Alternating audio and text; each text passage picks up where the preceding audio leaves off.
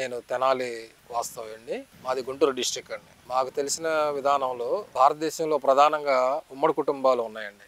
అలానే ఉమ్మడి కుటుంబాలతో పాటు వ్యవసాయం అనేది ప్రధానంగా జీవన విధానం.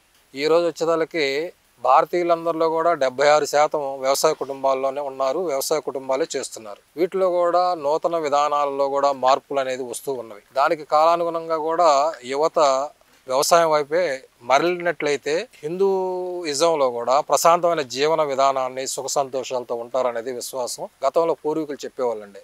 ఈ రోజు ఐటీ రంగంలోనూ ఇంకా వేరే రకంలోనూ స్పీడ్ యుగంలో జీవిస్తే డబ్బులైతే వస్తాయి కానీ ప్రశాంతమైన జీవన విధానం ఉండదు. అంతేగాక 35-40 ఏళ్ళు వచ్చేదానికి వాళ్ళు ఒక విధమైన అలసట వచ్చి కుటుంబాలకి దూరంగా ఉండిపోతూ ఉన్నారు. కుటుంబాలు విచ్ఛిన్నం అయిపోతున్నాయి. వసుదైవ కుటుంబాలకు కూడా దూరం అయిపోతున్నారు.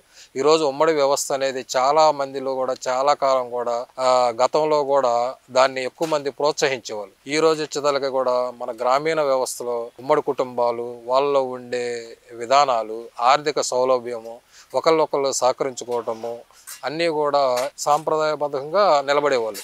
ఆ రోజుల్లో వచ్చేతలకి తల్లిదండ్రుల నుంచి కానీ లేదా ఆ పక్కన ఉన్న వాటికి సమాజాన్ని గురించి ఏం నేర్చుకునేవాళ్ళు అంటే వ్యవసాయం చేయటం, పాడి పరిశ్రమను అభివృద్ధి చేసుకోవటం, చేపలు, మేకలు, గొర్రెలు, రొయ్యలు, లేకపోతే ఈ కుల వృత్తులు వాళ్ళు వీళ్ళందరూ ఒక మాట మీద నిలబడి ఒక జీవన విధానంలో ఎంతో లైఫ్ కూడా ఎక్కువ శాతం వాళ్ళకి 90 ఏళ్ళు 100 ఏళ్ళు కూడా జీవించిన భావనలు ఏంటంటే ఇక్కడ మన ఈ వ్యవసాయ కుటుంబాల్లో వచ్చిన ప్రేరణే కారణం. ఇప్పుడు వచ్చేదానికి అందరూ మనీ మీదే ప్రధానంగా దృష్టి కేంద్రీకరించి వాళ్ళల్లో అనేకమైన మెంటల్గా ట్రబుల్స్ ఏర్పడుతూ అనారోగ్యాలకు గురవుతున్నారు. మనకు కావాల్సినంత సంపాదించి సంతోషంగా జీవించాలనే విధానానికి ఇప్పుడు వచ్చే కొంతమంది యువతలు దూరం అవుతున్నారు. అయితే వీళ్ళందరూ కూడా కొద్ది రోజుల్లోనే మళ్ళీ వ్యవసాయం వైపు మరల్చడానికి అనేక విధాలుగా మన సమాజమే వాళ్ళకి గుర్తు చేస్తూ ఉన్నది. ఈ రోజులు ఏ వృత్తి చేపట్టినా కానీ ఆర్థికంగా వాళ్ళని కాళ్ళ మీద నిలబడటానికి తగిన ఆదాయాలు ఎప్పుడూ అన్ని చోట్ల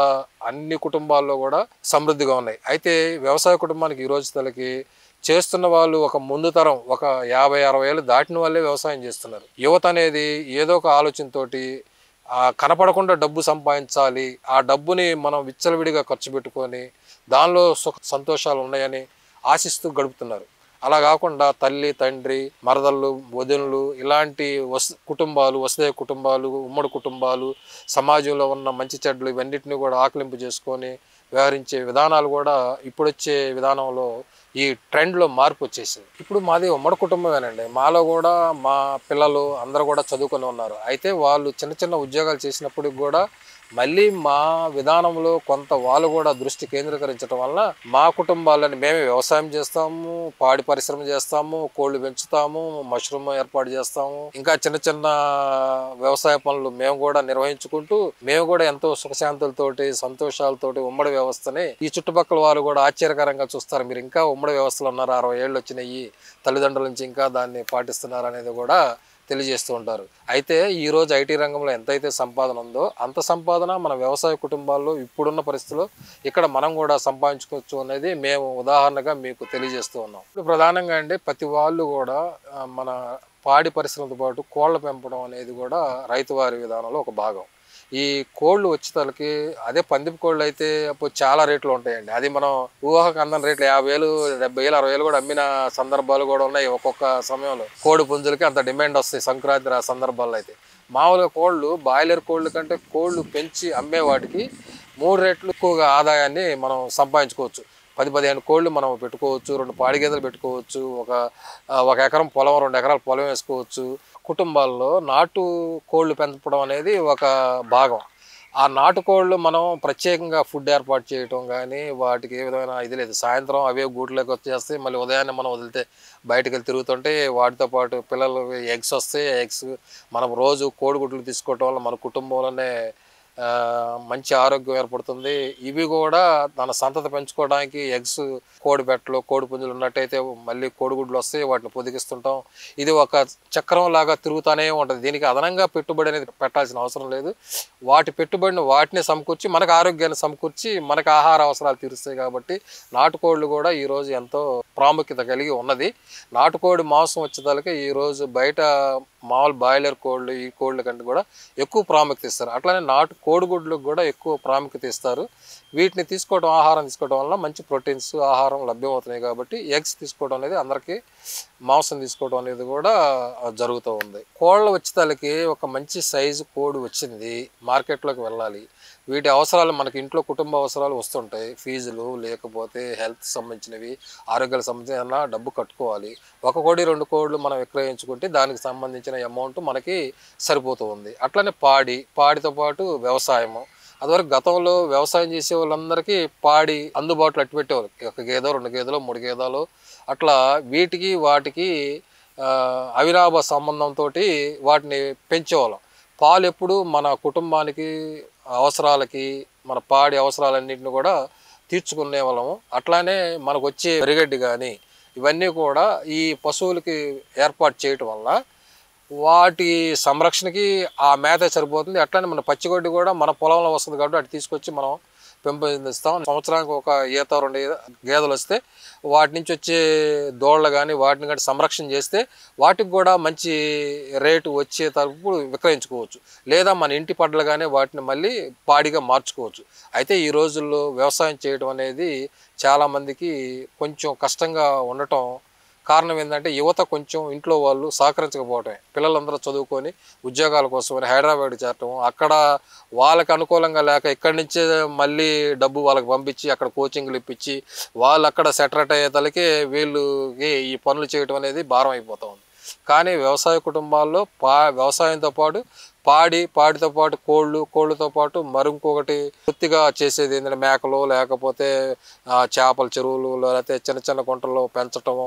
అలా వ్యవసాయానికి సంబంధించిన ఆకుకూరలు, దొడ్లలో ఉన్నప్పుడు ఆకుకూరలు, ఈ టమాటాలని, బీరకాయలని, దోసకాయలని, కాకరకాయలు ఇవన్నీ నిత్యము ఏర్పాటు చేస్తూ వ్యవసాయదారుడు తన వ్యవసాయాన్ని సునాయాసంగా చేయగలిగేవారు. అయితే ఈ రోజులు దేనికి దానికే చూస్తూ దేనికి దానికే ఉండటం వల్ల వ్యవసాయంలోనూ లాభాలు రావట్లేదని, పాడిలోనూ ఎక్కువ లాభాలు అందుబాటులో రావట్లేదని, అట్లానే ఇంకో చిన్న వాటిలో కూడా మనకు తగినంత ఆదాయం కాదు, ఎక్కువ లాభం సముపార్జించాలనే ఉద్దేశంతో బయట వైపు చూస్తున్నారు. కానీ అక్కడ అనుకున్నంత ప్రపంచం కాదు, అదొక అతి క్లిష్టకరమైన పరిస్థితులు. అక్కడ ఉండేవాళ్ళు అనుభవించే వాళ్ళకి ఆ బాధలు అవన్నీ కూడా తెలుస్తూ ఉంటాయి. మనం చూస్తున్నామండి చాలామంది కుటుంబాల్లో ఒక వ్యవసాయంతో పాటు ఒక 3-4 గేదెలు పశువులు పెట్టుకోవటం, ఒక 10-15 కోళ్ళు పెట్టుకోవటం, ఒక అనుకూలంగా మేకలు పశువులు పెట్టుకోవటం, లేకపోతే పశువులు దీంట్లో మనం కాకరకాయలనో దోసకాయలనో ఇలాంటివన్నీ కూడా మనం ఏర్పాటు చేసుకొని